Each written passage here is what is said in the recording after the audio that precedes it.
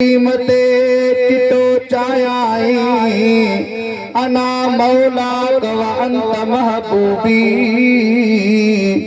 ई उताई लिखी दिनाई बई सराऊं सैयद खे पढ़ायो सल्लल्लाहु अलैहि या रसूल वसा लख मुबारक मोमिनो सद मुबारक मोमिनो अज से जते सुरहाया पाई जहन मीलाद में आयो मोहम्मद पाया हबीबी तो आगे उम्मीद है जो सुभान अल्लाह मुसा गालाई दाल जो अमा न गालाई तो हम ढेरो थी अमा गालाई तो हम न वधी के गालाई लख मुबारक मोमिनो सद मुबारक मोमिनो अज से जते सुरहाना पाई जहन मीलाद में आयो मोहम्मद पाया रहमतुल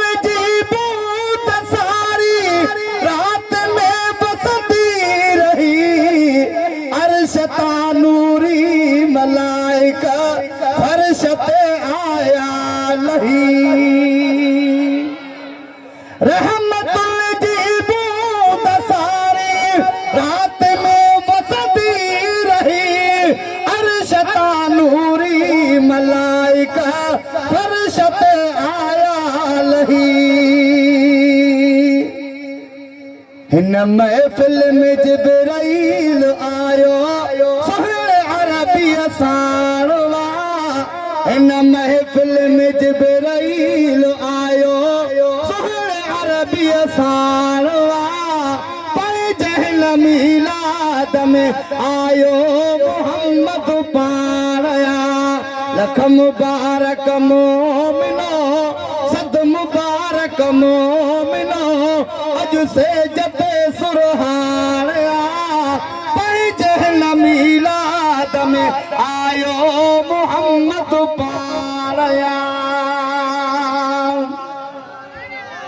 घर लुटाए जे कयो राजी मोहम्मद घोटवा अदा हबीब लाइडा स्टेज सजाए इतने जो लाइटूं एडा कालीन एडो सयो जहान शारजो घर लुटाए जे कयो राजी मोहम्मद नसीबन जे खजाने मेहनत रजी खोटिया दहन सालन खाद होणो दहन सालन खाद होणो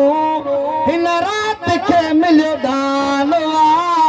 पाए जहन मीलाद में आयो मोहम्मद पाया लख मुबारक मोमिनो सद मुबारक मोमिनो अज से जते सुरहाना पाई जहन मीलाद में आयो मोहम्मद पाया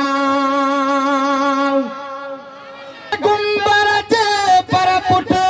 को मकदहे को नथी मात समझा तो त बेशक